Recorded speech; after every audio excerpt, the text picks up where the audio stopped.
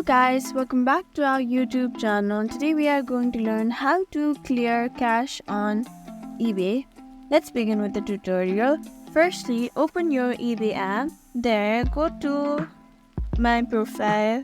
Here you can see the option of recently viewed, but there is no option of cache.